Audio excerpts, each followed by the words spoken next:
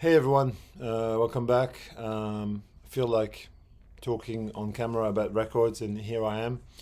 Um, I've been, enjoying listening to lots of different records over the past few weeks, and this is another episode of Revolutions, the ongoing diary of my spins, with the added bonus that, as I explained, I don't technically buy records this year. I bought a few records this year, but nowhere near the normal amount. I probably bought about 10-ish new records, focusing largely on new releases that I feel are worth adding to my collection because they will add value to it, not financial value, but cultural, musical value.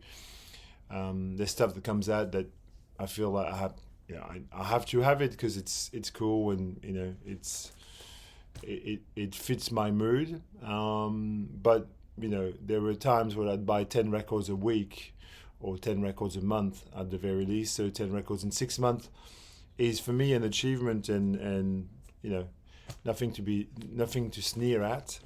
And I highly recommend people to just stop buying records for a while and appreciate and enjoy what you have around you, and delve back into a lot of records that you've listened to once or twice and you've just completely forgotten. There's always something to rediscover. And I understand the chase, the dopamine, the excitement of finding new things. Sometimes trumps the enjoyment of the music we already have. But that's each to their own, I will say. So I bought a few records, and I'll show you a couple of new records that I've had bought recently.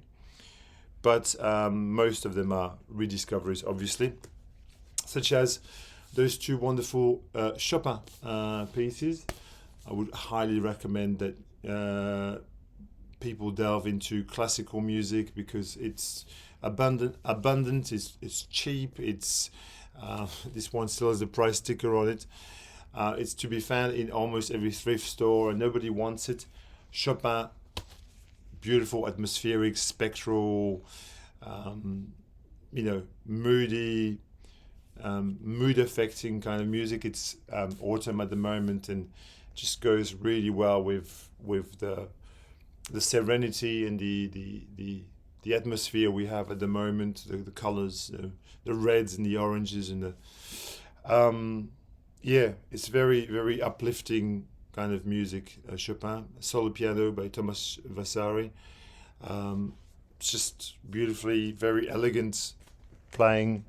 What can I say? I mean, Chopin was a genius anyway, and I don't think there's anything by Chopin that I can't listen to and go, wow, this is, and yet we go and seek out these avant-garde piano pieces played by whatever, John Adams or Lamont Young or whatever. This is not a million miles away in a way. I mean, if that sounds blasphemous to you, you can unsubscribe. Indian classical music also worth seeking out. Sometimes also not very expensive. Kalyani Roy. I don't know much about her. I will admit, but she's here with a trio. She plays three ragas. It's Hindustani music. We have tabla, tambura, and sitar. And if you like things like Ravi Shankar or Ali Akbar Khan, this is in very same ballpark. Very spiritual music, very meditative music, super, immersive, trance-inducing kind of music. And speaking of immersive and really deep spiritual music, tonight I'm supposed to see Tortoise, the Chicago Legends, at the Corner Hotel with my friend Amos. And I'm very excited because I've never seen Tortoise live, and to mark that event, I've played some of my Tortoise records, such as Standards, which is the record that followed directly TNT. So, and TNT is a masterpiece, you can follow that with. But here we've got a very sort of mix between post-rock, experimental rock, ambient music, krautrock. You have shades of cluster noise, Brian Eno, which sort of transpires through this music. Seneca is great on this, I think. I remember there's Seneca, there's other songs. Seneca, who is, by the way, who was an absolutely amazing philosopher who pushed this idea of stoicism, where accepting the condition that you're in without complaining about it, because complaining does not improve the situation. We've gone from tortoise to philosophy there. Very, very, very good album. I highly recommend it. I've also spun again the newest one, which I've got here somewhere in my pile. It's not at my feet, but this record here, which is really, really good. Actually, it's not, I wouldn't class it as one of the top 5 records, obviously, but it's a lovely, lovely record, and I think they will play a lot of those tunes tonight because it's the newest album. The side 2 particularly is very, very good. And since I was on Tortoise, I'm also kind of obsessed a little bit with Jeff Parker at the moment, and Jeff Parker is not playing tonight with Tortoise. He's not part of the band. He's got his own thing going. But how can you not? This is just sublime. This music, anything Jeff Parker puts out now is, to me, it's just, he just hits the spot. It's got this perfect crossover point between post rock and jazz, where his guitar playing is not quite jazz. It's just on the edge of. You can tell that he's not really a jazz guitarist, and that's what works really well for me. I think if you were like a Wes Montgomery type or a Gabor Szabo, or the music would sound dramatically different. But on this, you've got this this kind of not quite jazz, but not quite post rock. It's the perfect mixture. With Anna Butters, Jay Belrose, and Josh Johnson. Very, very, very, very good band, and they keep playing together and they keep making superb records together. This Mondays at the Enfield Tennis Academy is often revered as his kind of one of his best works. I feel that is the album that came after that, probably I like even better. And I have got this week this new one. It's one of the new things that I bought. I bought it on CD, and some people are gonna say to me, "But what the fuck are you doing, man?" But this was $25. The record was $65, and I thought, you know what? In what universe am I going to enjoy this less than on vinyl? Really, I have a great system. I have a really, really high performing CD player. It comes out of the same speakers, the same amplifier. I just do think that sometimes our level of fetishism for vinyl clouds our rationality. I think I would like to be rational with certain things, and when the price difference is $40, I feel this is going to give me pretty much the same joy, and it has. Played this yesterday 3 times back to back. It's 2 tracks. The audience, you can see they're really enjoying being there, because every time they add a new flavor into the music, the audience, you can hear them just add a bit of roaring or excitement. It was recorded at the Lodge Room in Los Angeles in August 2025. Yeah, it's very, very good. I highly recommend this. And since I'm on post rock and things to do with post rock, I've been playing a lot of La Bradford recently. I've got 3 of their albums, Stable Reference and Mi Media Naranja. There we go. and yeah, the band from Virginia, post rock without drums, really very sort of atmospheric, kind of like sort of keyboards, lovely guitar, beautiful music. To me, yeah, very much in the same ballpark as Tortoise or a band like Godspeed or Galaxy 500. It's kind of a, we have a meeting point. It's kind of like slowcore, post rock, emo core a little bit. Karate comes to mind. I love this band. Very good. So just was playing that, and also was rediscovering this great album by Roy Montgomery, Tempo 4, guitarist from New Zealand. Just superb kind of guitar feedback, with lots of effects, just really engrossing music. This came out in 1998 maybe, or something like that. Was transferred in 2000. I think it came out at one point on CD only, and it was re-released on vinyl, probably like maybe I'm completely wrong. Maybe it was I don't know the date. In other words, it doesn't really matter. What matters is the music. Really, the music is fabulous, and it's this sort of instrumental, post rock, experimental rock on guitar, on electric guitar, which just rips your face sometimes, because it's just so it's just so deep. On the other side of the spectrum, of the 6-string spectrum, sorry for this very poorly devised alliteration, I have listened to a bit of American primitive music, and notably I was playing this just before this video, Kadonat Mana. So Kadonat Mana is a guy called Lauri Mana. His real name is from Finland. This is his like 5th album, I think, and it's all American primitive music. It's just him doing John Fahey and Robbie Basho and Sandy Bull and that kind of sound. If you don't know what it sounds like, it's beautifully played. It's acoustic guitar, lots of finger picking, very clever, very inventive.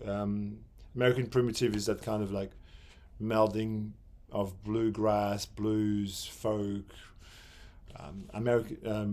European avant-garde music from the 20th century, and a bit of raga from India, and you put that in a blender and you've got American primitive. And this is on Ramble Records, which is a Melbourne label which I love, absolutely love Ramble.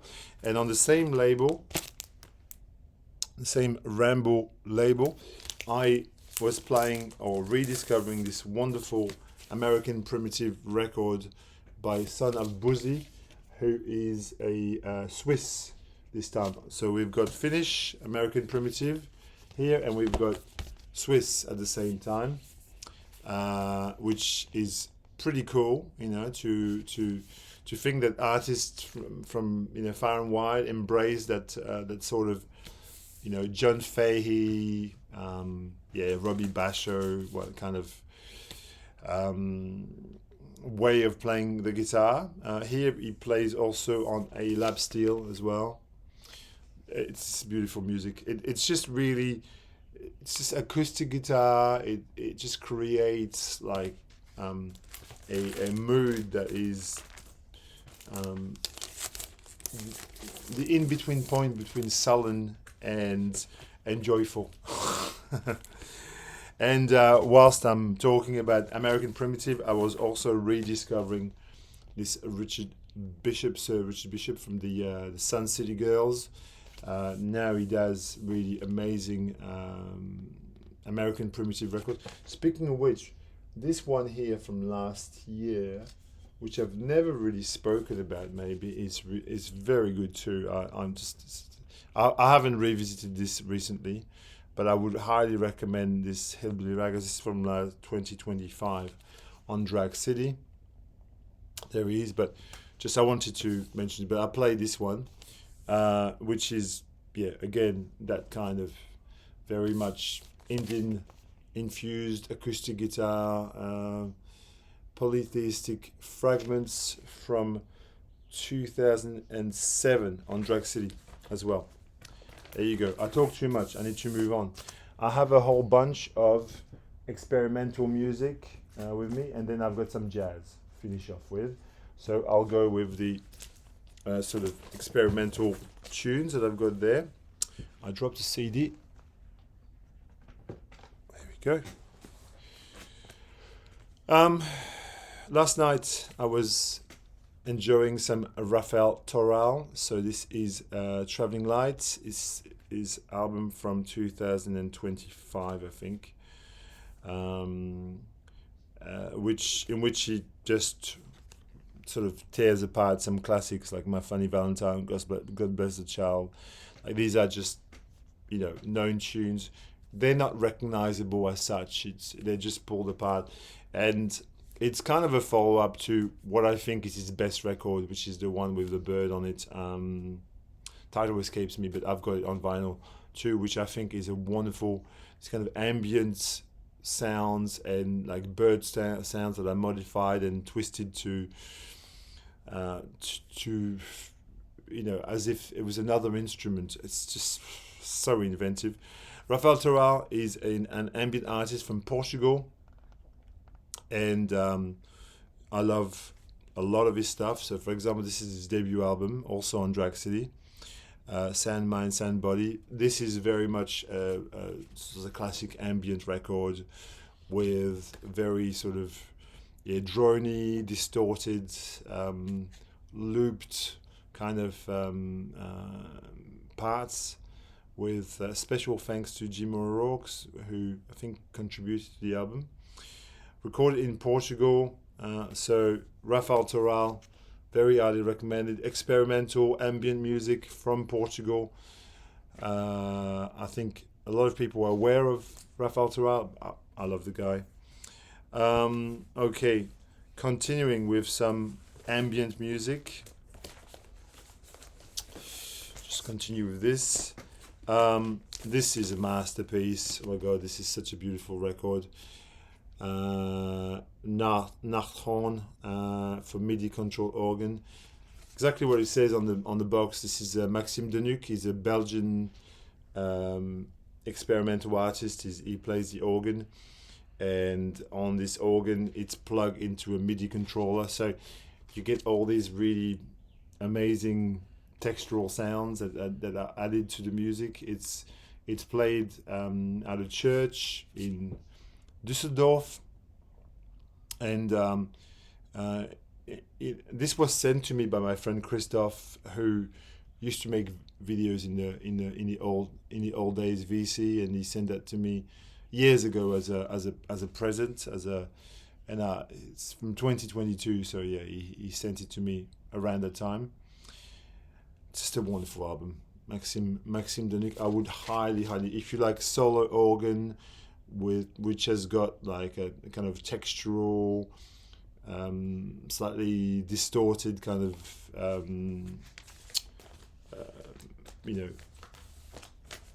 way of playing, you would love this. It's a masterwork. Speaking of organ and really beautiful abstract music as well, I was playing Kelly Malone, Living Torch, which came out on GRM, the French avant-garde school of composers. Just again, totally engrossing music. I think that's probably my favorite Kelly Malone album. It's ambient experimental music that just gets to the core of things. I just love this. A local artist that I was playing, I've played this record multiple times, revisited, Santilli, with Motions. Santilli is this dude here. He plays all of the instruments: acoustic guitar, classical guitar, bass, congas, bongos, kalimba, log drum, berimbau, flutes, shakers, cymbals, percussion, and he makes a sort of a John Hassel-esque record. on Mad Habitat record, which is a label from Sydney. I've spoken about this record probably before, but just happened to revisit it. If you like John Hassel, if you like that kind of mid-period Brian Eno, this is fabulous. It's really, really, really good. I was playing a little bit of Muslim Goers. I've got a few albums by Muslim Goers. This is Jackal the Invisible, which mixes kind of fourth world tunes with more experimental, kind of very jarring, abrasive things.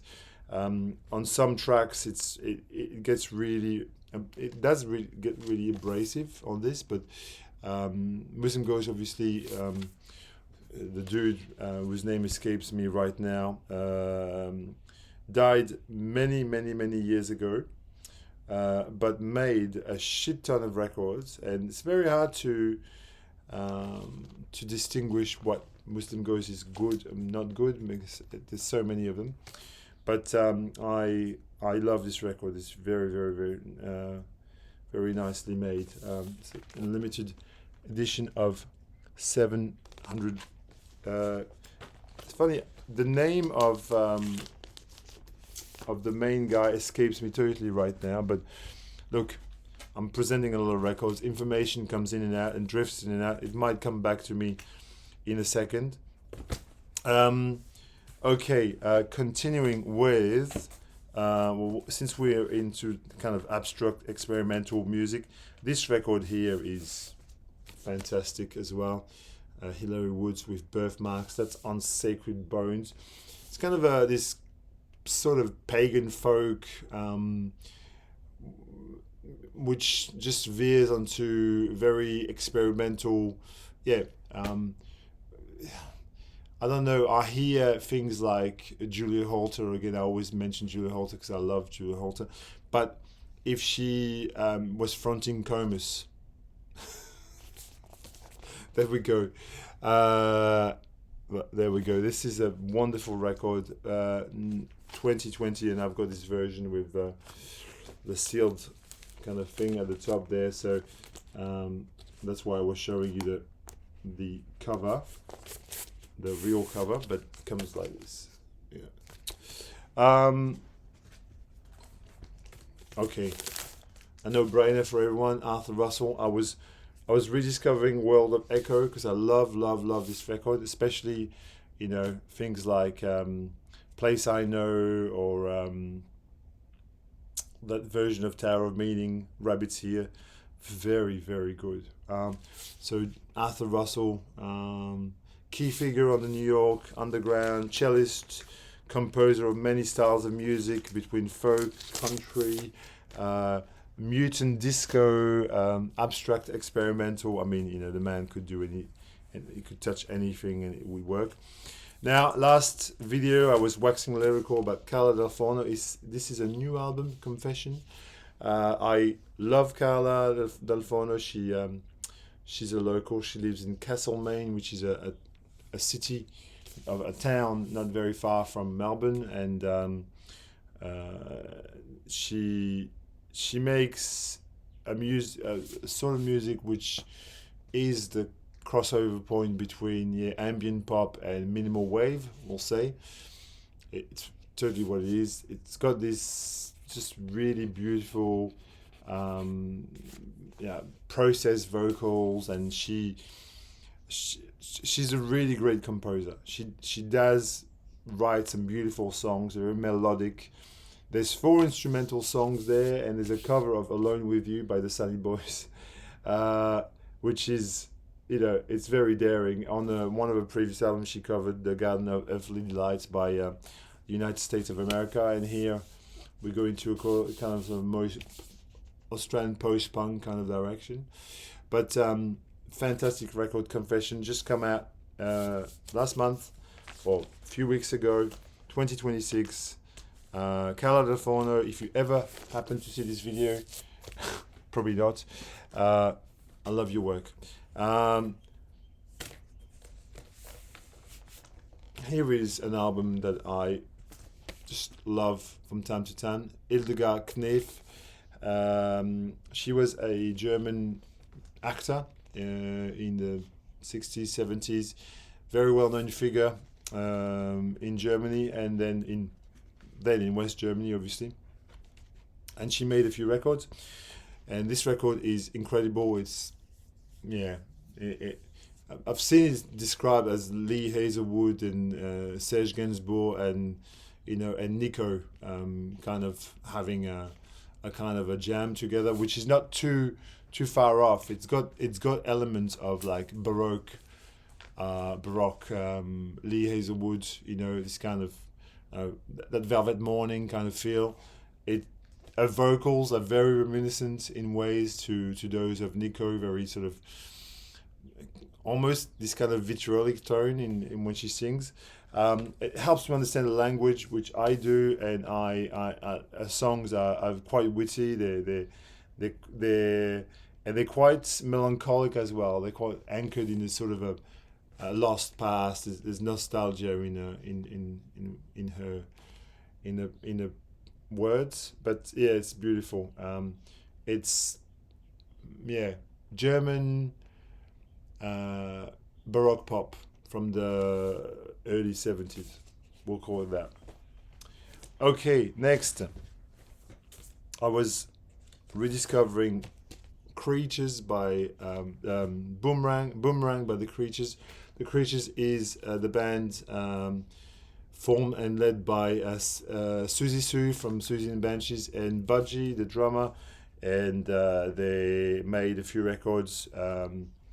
The record before that, Feast, is amazing, but this one is no less amazing. It's got this sort of demented art pop kind of vaudevillian spirits through it. It's a crazy record.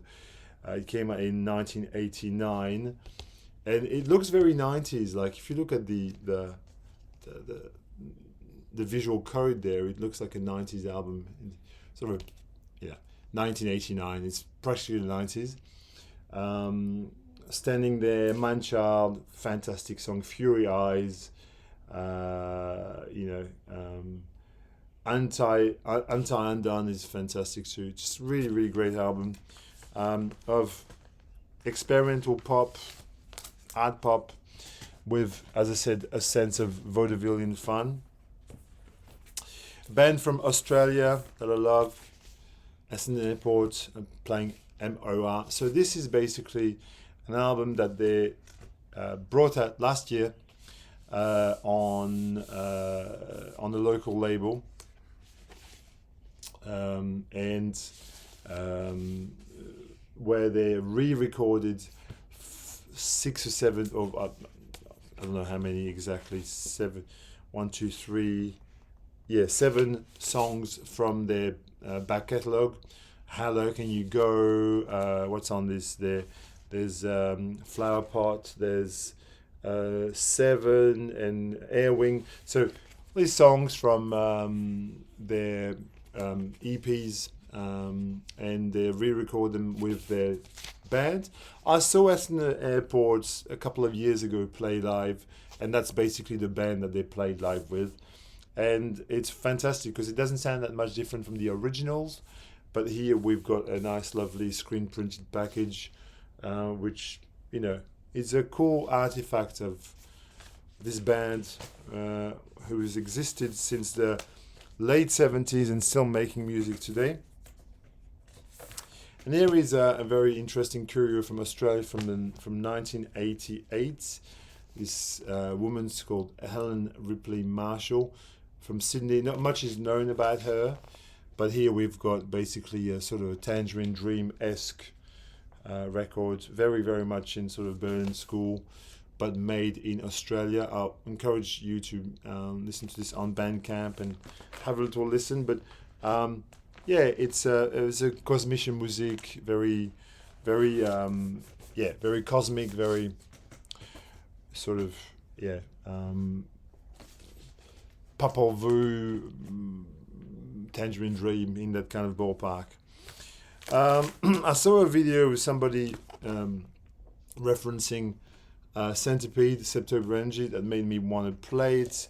September Energy by Centipede. That's a group that was formed with a lot of really top-notch musicians from the English, Canterbury, and UK jazz scene of the time. We have everyone from Keith Tippett to we've got Julie Tippett, you've got Mike Patter on this, you've got John Marshall, you have Nick Evans, you've got Paul Rutherford, you've got Carl Jenkins playing the oboe there, you've got Alan Skidmore on saxophone, amongst other people, Elton Dean, Dudu Pukwana, so you got the whole of the Blue Notes basically, Ian Carr from Nucleus, Mongezi Feza from the Blue Notes. You have a lot of very, very well-known player, and produced by Robert Fripp. And this record is a one-off thing, and I have two versions of this. I've got the CD as well, and it is not everything is amazing, but it's a who's who of the UK jazz scene and the Canterbury scene. It's like a super group XXL, and I was encouraged to revisit it, so that was cool. I think that was on a French video that I saw.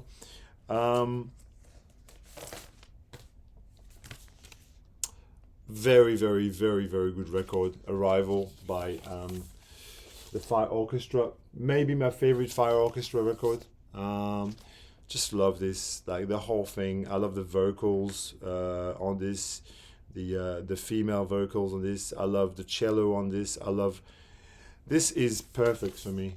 This record it's a perfect blend of European jazz, spiritual, avant-garde, free jazz, with a very melodic kind of. It's perfect. There's nothing I can say about this that I don't like.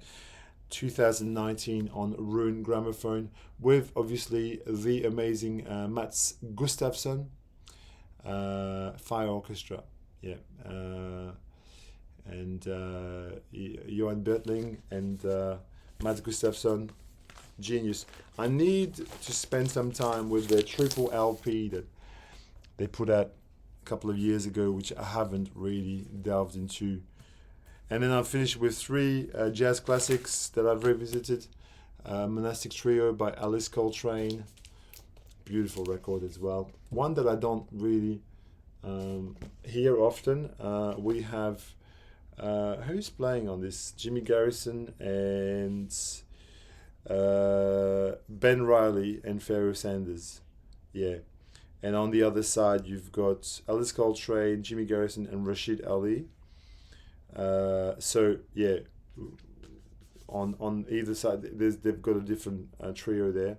So Ben Riley and Jimmy Garrison, and then the other side is Jimmy Garrison and Rashid Ali. Yeah, fantastic records. Not quite to the height of her journey in Sachinananda or Ptad El Daoud, or but the tier below. Yeah, it's beautifully avant-garde jazz with Pharoah Sanders is extraordinary on this at times. So yeah, and then two masterpieces by the great Miles Davis. I love this. This is one of my top Miles records. Nefertiti. And in a silent way, what to say? There's nothing really that I can say that will make you listen to this. This is perfection. The invention, basically, of electric jazz, the beginning of electric jazz. In fact, you could argue that it starts on this. This is more, even to a point, that's the very root of what he was going to do in a silent way. I love this record. I love the title track. I love Madness. I love Riots on this. It's got Wayne Shorter, Herbie Hancock, Tony Carter, and Tony Williams. Isn't that a perfect band? Who would even question that? Yeah, that is one of my top. It's one of my top 5 Miles. I will say, top 5 Miles. Jack Johnson, Nefertiti, In a Silent Way. Get Up With It, and oh gosh, I'm not going to say kind of blue. You know it. I will finish off this video because it's 36 minutes already. I hope you've enjoyed my roundup of records, my nonsense talking. If you have so much as a minute to write a comment and tell me what you thought about XYZ. And yes, there's Boards of Canada there behind me. I haven't bought the new Boards of Canada because I'm just waiting until the hype dies down, or if I really want it. I don't know. It's a question. I've got all of Boards of Canada. You know, do I need another Boards of Canada to make my life complete? Is this just an illusion? Have we been tricked into something? The answer in the next installment.